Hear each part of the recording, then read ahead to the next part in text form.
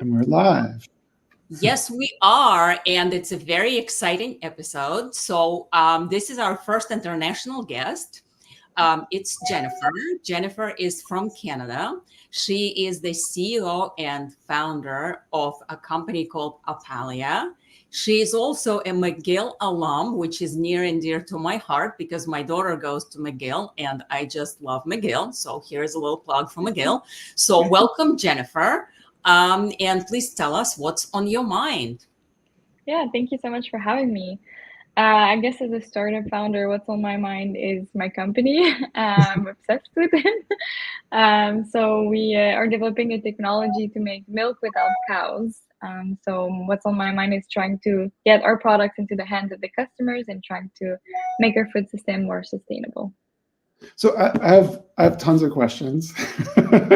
It's a very cool technology, but so I guess my first question that comes to mind is, compared to lab grown meat, is lab grown milk an easier problem to solve? Is it similarly difficult? Like I mean, obviously people seem to be, there seems to be more hype around the meat, but where does that, Yeah, so in terms of the process, it's pretty similar. I would say that we have a lot of the same challenges in that it's scaling cells, which are inherently difficult to grow and at a cheap price, definitely. And also they haven't been used for the food industry, which are super cheap products that we have in abundance. So it's definitely a challenge to work on that front.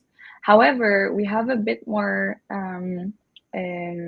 ease to produce our product because there's no texture or shape or density of cells to be able to have like a palatable product. It's not a whole cut, it's a fluid. So it's really, you just grow the cells and then you're able to make the milk, and then you don't have to modify anything else. You just have the end product there.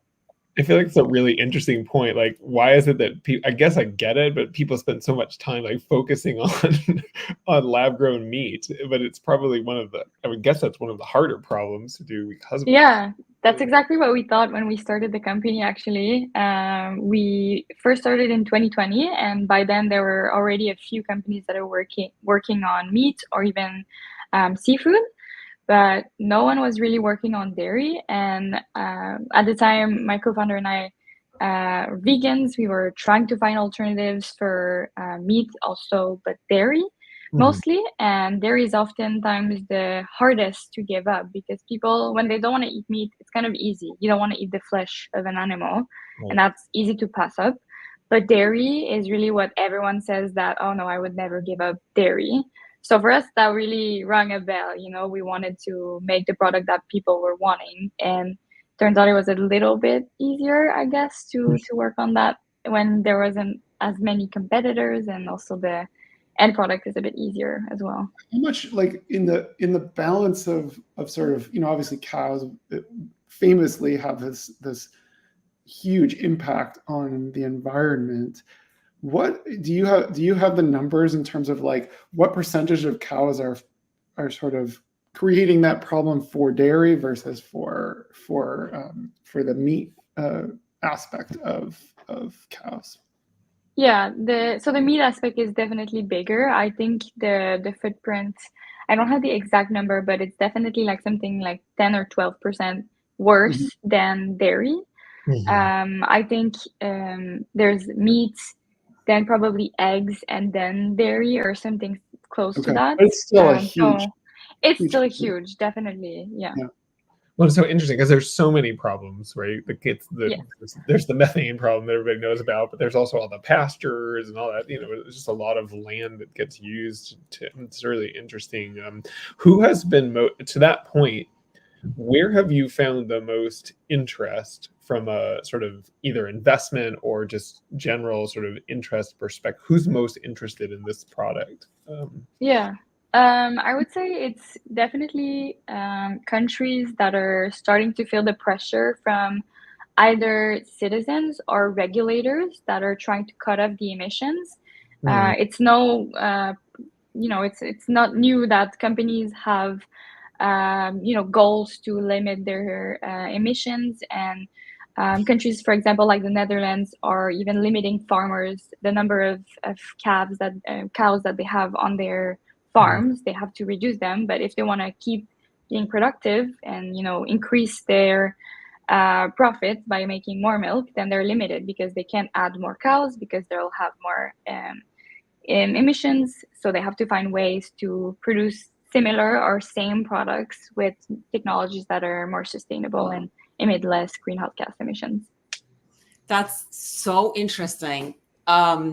So let's go back for a minute to something that you just mentioned, that yourself and your co-founder were vegetarians, right? And a lot of people in the community were saying, oh, it's so difficult to, give up dairy. So tell us, what was the moment that idea came up, that kind of like, let's draw it on a napkin. Hey, let's go, make artificial milk so all the vegetarians can have some dairy. Like, how did that happen? Yeah, well, we've been trying to find dairy alternatives for a while. I think that they're the poorest performing. I think fluid milk is okay. When you put it in your coffee or even cereal, it's okay. But anything that's transformed, like a cheese, a butter, or anything that, you expect that functionality from real dairy, doesn't translate at all. The taste is not there, the texture is not there. There are so many challenges doing it with plant-based formulations. And so we started looking into technology and saw that companies were working on meat, but not dairy. And the companies that were working on dairy were using a different process called precision fermentation, where they use bacteria or yeast that was genetically modified to produce one single protein. But for us, one single protein was not going to make the complexity of fluid milk and give the full texture and the full taste of the dairy products. So we went a little bit deeper and we decided to use the mammary cell to be able to produce not only one protein, but all proteins and fats and all of the other ingredients that are present in milk, rather. So did you really come up with, hey, let's make a few protein on a napkin, or that actually needed to be researched and you tried little by little and were in a discovery mode where, oh, this doesn't work, we gotta scale, increase the complexity of this approach? Yeah, definitely research. It's been 4 years, we're still researching. We have a technology that works, but at the small lab scale. Now we have to think about how to make it bigger so that we're able to take even a small portion of what the tons of liters that are produced every day. There is a huge huge production and a big company, big market. So we have a lot of work to do still. But tell me this also, you said you started it in 2020, right? So here we are, COVID, right? Everything's still sort of closed, maybe a little open, and you want lab space. And you also mentioned that you were an arts major. So it's not that you had a professor to go to and say, here's my former boss. How did that happen? Yeah, so actually, the way it worked out was that for about a year, we didn't need a lab. We only needed, space and time to do theory research. Like, how is this going to happen? Where are we going to set up the business? Because that's a decision in and of itself. Who's going to work with us? Because my co-founder and I, we had the theoretical background, but we didn't have the practical background. We didn't know how to cultivate cells or anything. So we did all of that background work. And then while we did that, the world kind of moved in the direction of opening more and more space. And we were really lucky to find lab space for startups. That was a shared lab space that was open in an accelerator in Montreal. And we set up our office there when it opened. We hired our first few employees and it started from there. So I'm gonna switch gears to the really important questions. So have you tasted it?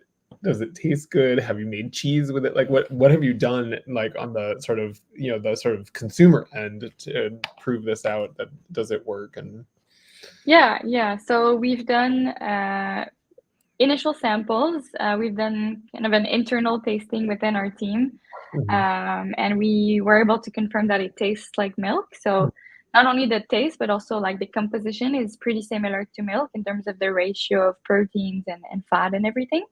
We had to work out on the technology a little bit more after the initial sample to make sure that we were able to produce more and reliably, because it's not just producing it once. You want to make sure that you don't have to go to the cow again to get new cells. Right. You have to maintain the same ones and keep them productive. So all of that work takes time. And so we've been working on that. And now we're at a position where we're able to make more. And then soon we'll be able to turn it into cheese, yogurt, ice cream, whatever we want. That's the really exciting part that I'm looking forward to. We need to somehow. Jim used to work in the restaurant industry. This question is dear to his heart because he's very often refers to himself as a pancake guy. So he needs to know what goes on his pancakes. That is good stuff. It's gonna be butter. It's gonna be butter.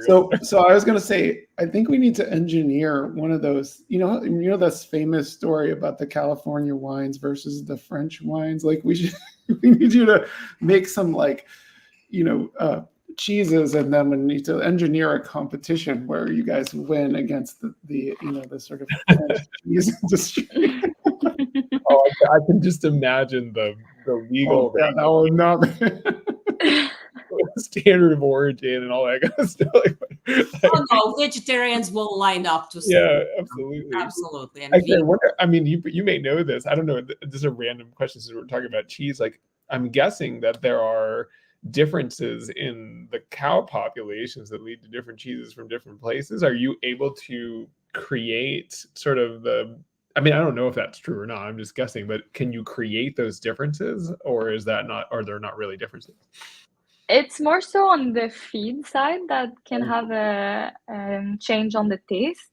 In terms of the cow species, I think the production is more affected than the actual taste.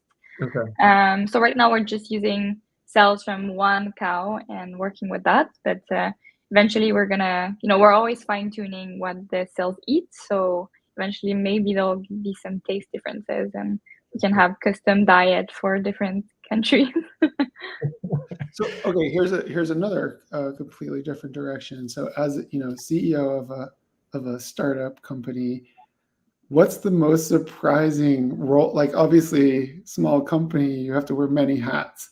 Are there any surprising roles that you've had to take on as CEO, or at least something that was unexpected, or something you had to learn just starting a new company? Or is it kind everything? of just... I had no idea funny enough, when I started the company, I didn't think it was gonna be a company. I thought I was just writing a one-pager for fun, an idea that would just end up under a stack of paper and forgotten.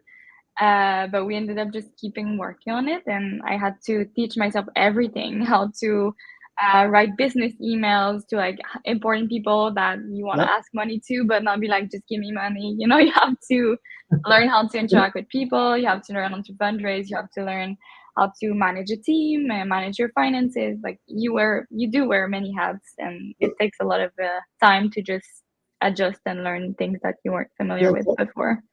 Going deeper into that fundraising piece, and I was building a company in the last couple of years as well. How has that gone? Like fundraising is, especially right now, not easy. It's a pretty complicated landscape, particularly I think in biotech. Maybe traditional biotech is harder than or maybe not than where you are. But what's the fundraising journey been like in this space? It has changed a lot. When I first started the company, I fundraised a little bit throughout a whole year. So I was just talking to investors and getting investment here and there. And in 2021, it was the best year for Foodtech. Everyone was wanting to invest in the new food system, and there was so much hype around it that it was easy.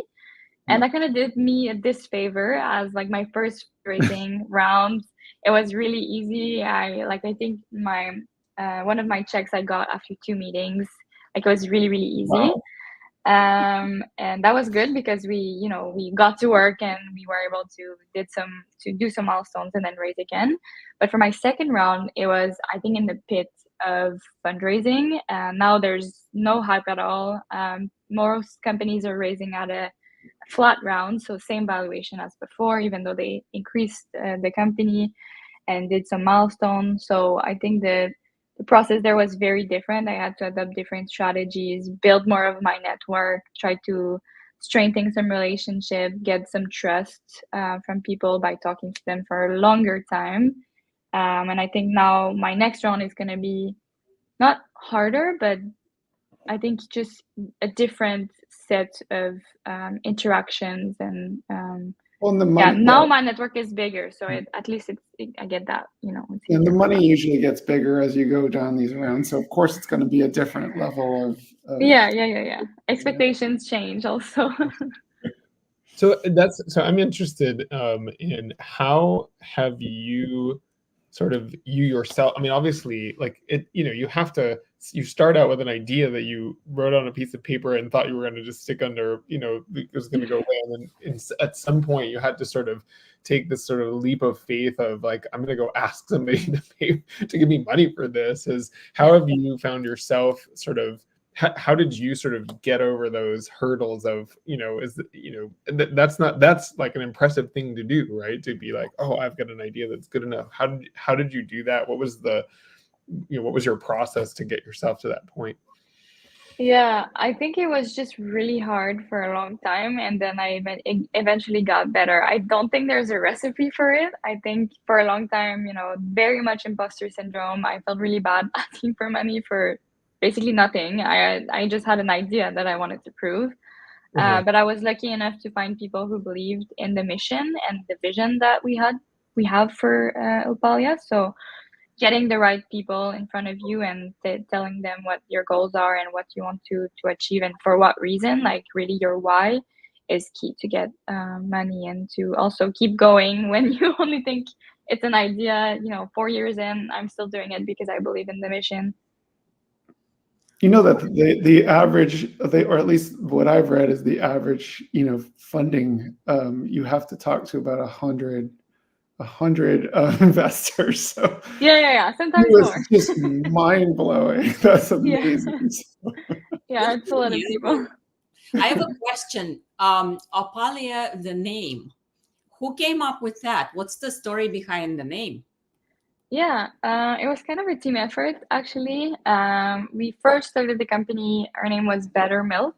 We thought it was a bit too much on the nose. We also didn't want to focus only on milk. We wanted to do a wide range of dairy products, so it felt a bit limiting. So Opalia, it's really hard to find a name. We searched for a long time and then came up with Opalia, which is a festival in Greek antiquity that celebrated the goddess of, I think it was agricultural resources. It was, celebrating a lot of the renewal of the agricultural season and the abundance of resource. And we really liked the roundness of the word. We thought it was very fitting, and we really like it.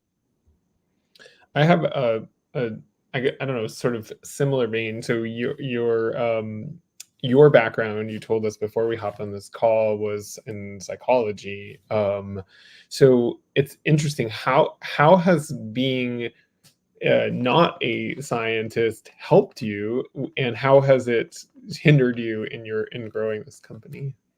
Yeah, well, I went into psychology because I wanted to work with people, so I still do that. I went from psychology to business, and now it's just a different angle of working with people. I think it helped me because as a CEO, when you're fundraising, you have to explain very complex topics to people who are not necessarily skilled in the art of what you're doing.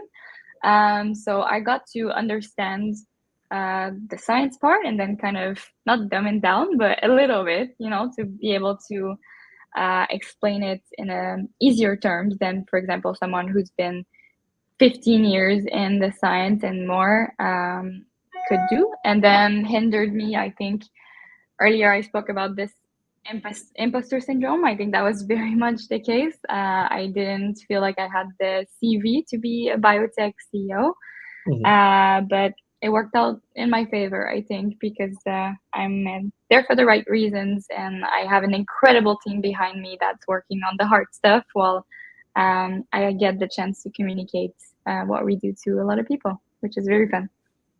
Absolutely. Well, hey, I think we warned you that at some point I was going to ask ChatGPT's questions. So I always like to ask, I always like to ask, would you like thought-provoking or absurd first? Let's do absurd. Let's have fun with it. Always pick absurd. Okay. Let's see. There's so many absurd ones here. This was just stupid, so I don't even know how you're gonna answer, but I'm just gonna read it. And again, I have to caveat, I did not write these, ChatGPT. It says, does lab-grown milk come with its own Bunsen burner latte art kit? Yes, yeah, you get a discount with your milk with that. I like it. And well, actually, here, I'll read you a couple other stupid ones because they don't really have good answers. Can lab-grown milk still give you a milk mustache, or is that scientifically impossible? Yes, it also gives you a beard. Let's see if I can Oreos in it. Absolutely. Wow, I don't think there were any thought-provoking ones. They're all just kind of absurd. So I guess ChatGPT is not used to lab-made milk. It's been stumped. It's been rendered speechless. Stumped ChatGPT by the true breakthrough innovation, right? Yeah, exactly. ChatGPT. It did ask this question, which is there's an interesting actual question in here, although its question is silly. It says, what's the shelf life of synthetic milk, and does it upgrade itself or just download updates? Well, actually, because it's sterile, the shelf life is longer than actual milk from the cow. Yeah, that's interesting. I hadn't really thought about that. Yeah, no bacteria. And yes, refrigeration. Does it need to be refrigerated? If it stays in a sterile container, no, you can leave it on the shelf. If it's transformed into other like cheese, ice cream, etc., yes. Mm-hmm. So, but that's interesting. So, I guess do you have any idea like what kind of shelf life it will have, or have you not been able to test that yet? We haven't tested it yet, but for sure, there's a lot of things that are going to be different if there's no bacteria involved. I'm thinking mainly about the not sterilization, but the pasteurization, exactly, which kind of affects the structural proteins of the milk in a way because it's high heat. We won't necessarily have to go through that because there's no bacteria involved. So the product could be very different. Yeah. That's good from the cheese perspective too, right? That's one of the components. Yeah, interesting. That's actually really, I wonder, that there might be some really interesting angles there. Because I mean, listen, I used to work in the grocery business. There's a lot of milk that gets, basically thrown away. Thrown out, yeah.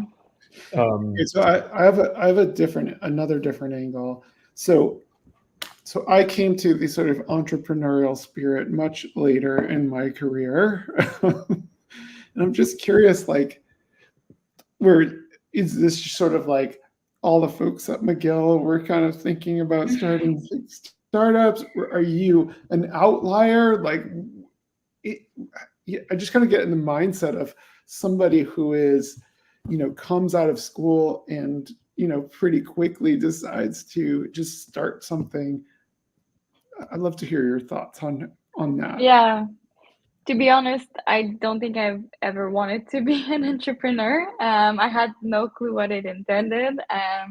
I always say that if I had known, I don't know if I would have pursued it. I love it. I'm glad you did. It's really, really, really hard.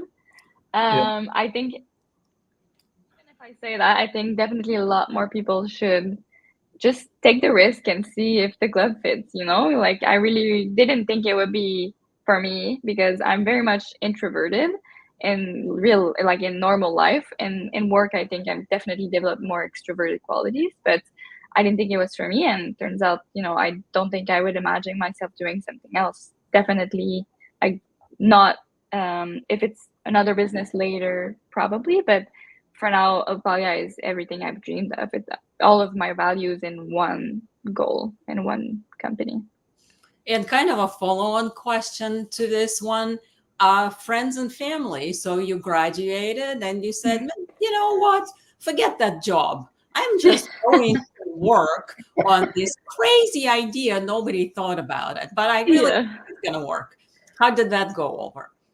It definitely freaked my parents. I think they thought it would only last for a couple of months, and here I am. I think they're surprised that it's doing well. Definitely because also I don't think in Canada it's as much in fashion as in the States. You don't really see startups or entrepreneurs everywhere. There's no Silicon Valley here, so they didn't even know what it intended to start a business. So yeah, they were really supportive, but because they trust me. It's not in my personality to do really crazy things. So yeah, it was just shocking for them. I think that's it. Can you talk a little bit about so obviously you're still, building this and you're starting to get to the point of being able to scale, et cetera. And I imagine you've thought about the commercialization, even if it's only theoretical. Mm-hmm. How do you, I don't know how far you've thought about it at this, relatively early stage where you don't have the product to sell yet, but what are your thoughts on that commercialization stage? Like, do you have a plan of where you go first? Is there, that kind of question? So because it's a novel process, we have to go through regulatory approval in whatever country we decide to first commercialize in. So right now what it looks like is I think we have about 2 more years of just trying to make more of that product. And after that, going through regulatory. Right now, there's, I think, 3 countries that have approved cell-based meat. So these 3 countries, the US, Singapore, and Israel are probably a good way to start to begin selling. The approval process is going to be very similar, I think, if not a bit easier, because as I mentioned earlier, there are some differences between the end product and the big difference is that it's cells. In meat, you eat the cells. It's the muscular tissue. But in our process, the cells are kind of the machine that produces the end product, which is milk. So in that sense, it's a bit easier to regulate because there's no cells involved. One follow-up on that is, obviously GMOs have gotten all kinds of bad press, especially I think in Europe and outside of the US. How do you avoid, it's obviously very different, but I suspect there's a way for people to find, take issue, even if it is, pretty much, it's just the milk, it's not changed. So what are your thoughts on how do you avoid that sort of PR problem that's been, generated around the GMOs? So many products that we already consume in our everyday diets come from biotechnology. Cheese is made with rennet, and rennet is, I think, 90% of the cheese production is made with rennets that come from modified yeast. So technically, it comes from a genetically modified organism. Same thing for insulin, for diabetics. So it's pretty much the same process. The GMO classification comes in when you have a DNA material in the end product, and that's not present. So we won't have the GMO tag. Do you believe that obviously right now you're still trying to figure out how to scale this up. Do you believe in the long run it will be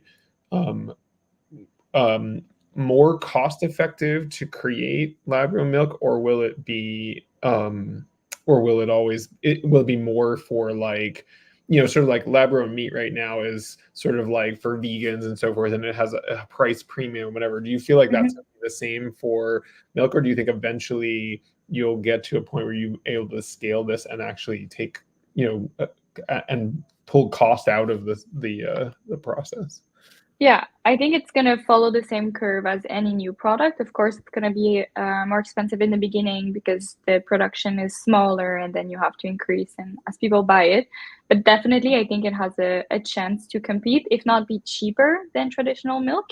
Just because if you think about it, dairy is so inefficient. You have a huge animal. Don't know if you've ever saw a cow in real life, but they're ginormous.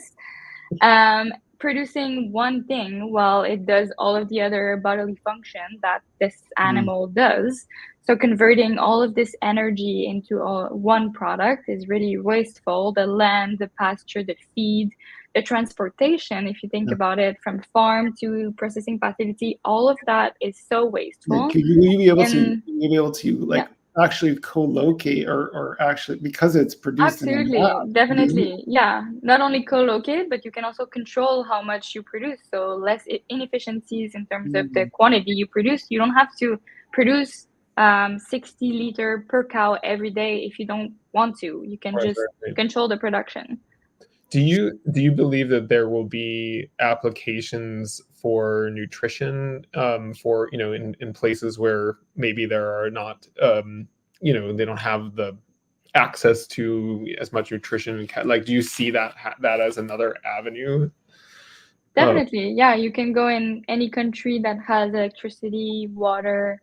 You don't need a good climate. You don't need to raise cows outside. You can go in any type of climate if you want. And also you can control the amount of protein. You can kind of fine tune the end product. Oh, interesting. So definitely. And also I want to add that there are some companies that are working on infant milk using cells from humans instead of cows to make infant formula. So nutrition is also in that vein, something that we can do. Interesting. This is incredibly interesting stuff. So we've actually come to the end of the half an hour. As always, it flies by, and we could probably go on for hours asking you more questions, but we'd like to go around and have everybody say one thing they want to leave our audience with, and we always start with our guest, as I warned you before we started the podcast. So what's one thing that you'd like to leave our audience with, Jennifer? I always like to comment on my work as an entrepreneur. I mentioned many times during this podcast that I did something unexpected with my life. I studied psychology and then ended up here. So I want to leave everyone with taking risks is really, really important, and getting out of your comfort zone can also lead you to so many beautiful things. So I would say that's my message. Awesome. Thank you. And before I do my one thing, what's the best way for people to get in touch with you if they want to connect with you? Yeah, absolutely. OpaliaFoods.com is our website. You can contact us through there, or Jennifer Côté on LinkedIn. Awesome. I guess I'm just sort of floored at the possibilities. Obviously there's the milk and all the things that could mean in terms of, all the things that we've talked about, commerce, nutrition, improving the environment. I think it's just an incredible focus that you all have picked up on. And so just really cool to see what you've done and where you're going next. And to think about what else that could be done with this, as you learn all this stuff about milk, I'm sure there are other things that you could do. So I will pass it over to Elena. And yes, and I would second that, in a few years, we might say, hey, remember that we sat down with Jennifer, who actually revolutionized the way, we eat, our diet, and, the impact on the environment, because truly the impact could be tremendous. So that is huge. And another thought I had is, it really is very important to follow your dream and just try something out, and I am one of the scaredy cats, and I'm always so scared. And I look at you and I just think that I hugely appreciate people who actually dare and say, hey, this is my dream and I want to go try it out. So awesome. Yeah. So my one thing is I'm just fascinated by this real, and this is, I think, what also related to what Jeff said, fascinated by the efficiencies and the real life benefits of this, and the fact that I think in so many ways there are technologies out there that could make major impact on the environment, on people's quality of life, et cetera. And I think one of the frustrating things is to know those technologies are out there and they're not being sort of moved forward in a way that will actually land into people's kitchens or people's houses or whatever. And I'm just really excited to watch, a company like yours, like actually take one of these ideas and move it forward in a way that's going to really could have some really major impact on so many different ways, even if it eventually ticks off the French cheese industry. Anyway, so thank you so much for joining us live from Montreal, and actually, Elena, you're also live from Montreal. And, yes, well, me for a different reason, dropping off my kid in college, but yes, me from Montreal too. Well, and I don't know if we mentioned this at the beginning, but that makes this our first international episode. Episode. It's a milestone.